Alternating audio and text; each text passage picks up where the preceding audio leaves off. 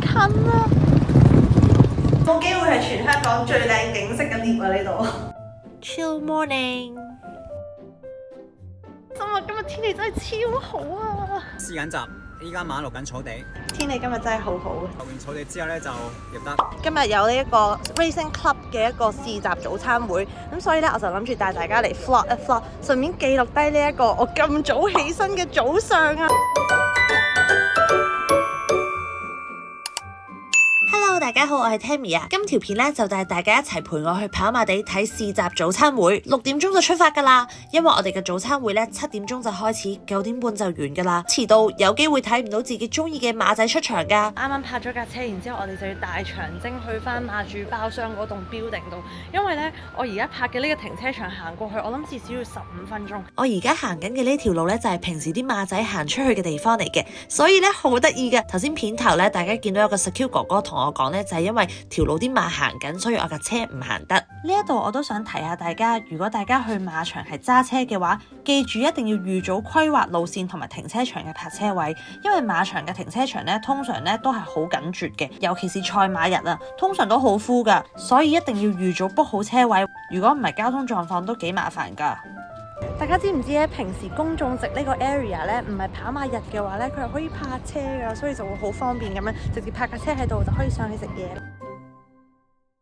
不過因為咧今次我朋友冇幫我留車位，所以咧我今次就將架車泊咗喺中間呢一個 area 嗰個停車場嗰度嘅。呢度嘅咖啡超好，所以我已經急不及待嚟攞咗杯咖啡啦。咁但係咧食嘢之前咧就諗住帶大家嚟呢度行圈，俾大家睇一睇。今日咧有大概8課閘去試嘅，咁有好多唔同嘅賽區咧都好值得留意啊，包括大愛無疆啊，好似有豬潤燒賣係之前我都有跟進過嘅。啲馬出嚟啦！啲馬出嚟啦！佢哋出嚟啦！試習呢啲活動咧，佢會特登可能搞啲早餐會俾大家，可能睇多少少，咁可能俾大家朋友去睇翻自己隻馬究竟跑得好唔好啊咁樣嘅。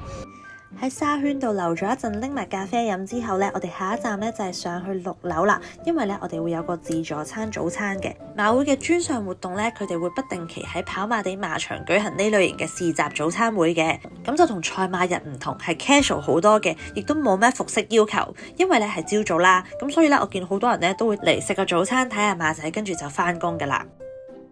當然啦，都有好多人係好 leisure 過嚟坐下睇下馬仔 chill 下就一日咁樣嘅。食物嘅質素我係覺得挺不錯嘅，而且選擇都好多好齊全，麵啊、粉啊、麵包啊，各類型嘅點心同 pastry 都好齊全，仲有生果同 cereal 添。同埋俾我留意到咧，佢哋嘅廚師好細心噶。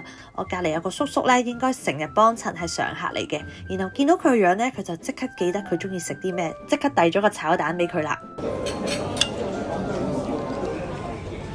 我攞咗個 onion， 然之後仲有啲 meatballs 同埋有啲薯條，好似食得有啲多，但係因為我真係好肚餓。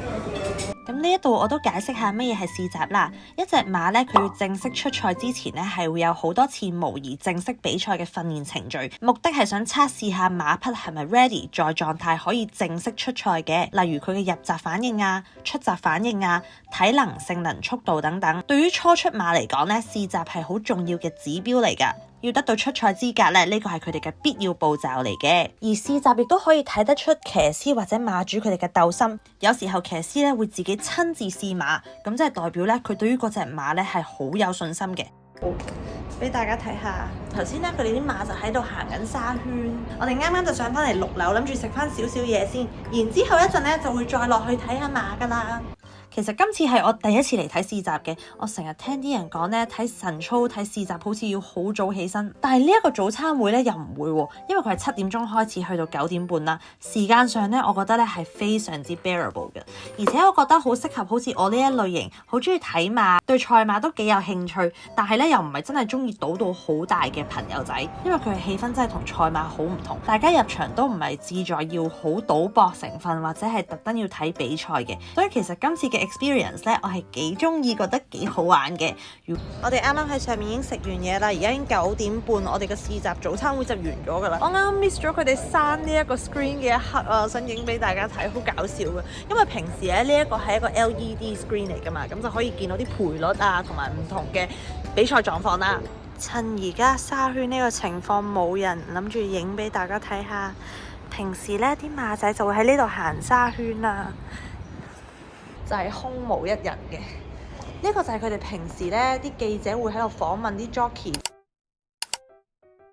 我係比較中意沙田嘅沙圈多啲嘅，因為咧跑馬地嘅沙圈咧個面積係細好多嘅，而沙田馬場咧啲馬主同埋朋友咧係可以入埋個沙圈中間去睇，咁成件事咧個體驗同埋臨場感係強好多。How many young Chinese boys and girls, young Chinese boys you want? They're all here for Karma. The Karma crew, everybody say it loud, say Karma, go Karma.Who likes the rain?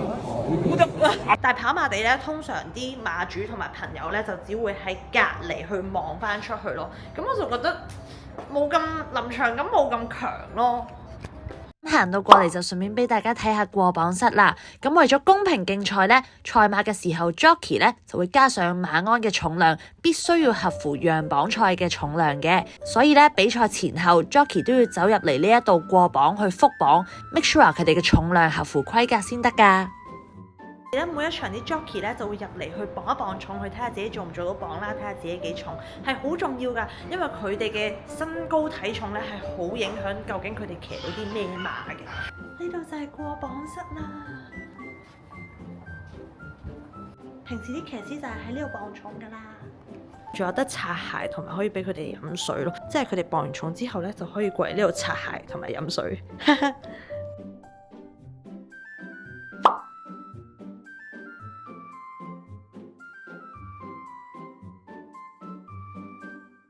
原來今日最後咧得我一個揸車，所以咧佢哋已經走咗啦。咁我自己就行翻過去中間嘅嗰個 parking lot 嗰度拎車啦。今日呢條片就嚟到呢度啦，希望大家睇完會覺得開心同埋覺得幾得意啦。因為我覺得呢個 experience 都幾 interesting 嘅。泊咗架車過嚟呢一度有個唔好處就係你要行好遠好遠先至拎得翻架車咯。我行咗成15分鐘先至嚟到呢個停車場。好攰啊！好，咁今日我條片就嚟到呢度啦。如果大家中意嘅話，就記住要 like 我呢條片，同埋 subscribe 我嘅 YouTube channel，follow 埋我嘅 Instagram。咁我哋下條片見啦，拜拜。我覺得呢個場景真係好得意啊！我揸住車，然之後呢度就係馬場嘅中間點，即係個個都見到我架車咯。